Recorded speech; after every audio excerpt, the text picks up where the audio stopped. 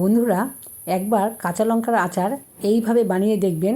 আশা করি আপনাদের প্রত্যেকের ভালো লাগবে।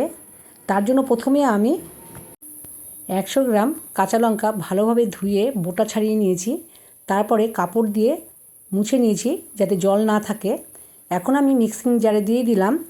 এরপর দিলাম একটা গোটা রসুন। এখন আধা ভাঙা করে গ্রেট করে নেব। পুরো মিহিভাবে গ্রেট করা যাবে না। এরপর প্লেটের মধ্যে নিয়ে নিচ্ছি। এখন আমি প্লেটটা পাশে রেখে দিলাম।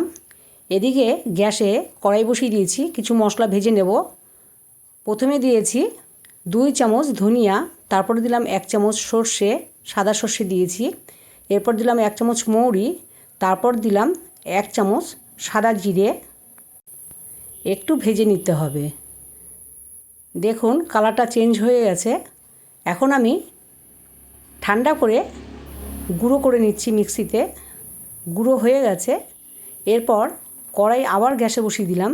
তারপরে দিলাম সরিষার তেল। এর মধ্যে দিয়ে দিয়েছি হলুদ, লঙ্কার গুঁড়ো আর নুন দিয়েছি 1.5 চামচ। নুনটা একটু বেশি দিলে আচার অনেক দিন ভালো থাকবে। তারপর 1 মিনিটের মতন ভেজে নিলাম। এরপর গ্রেট করা কাঁচা লঙ্কা এবং রসুনটা দিয়ে দিলাম।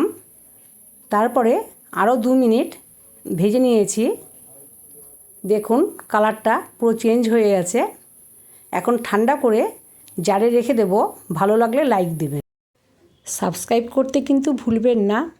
আর এটা আপনারা রুটি, পরোটার সাথে খেতে পারবেন। খেতে কিন্তু দারুণ লাগবে।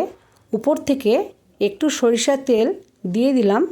এখন আমি আপনাদেরকে দেখিয়ে দিচ্ছি। দেখুন দেখতে কতটা ভালো হয়েছে। আজ এই অবধি।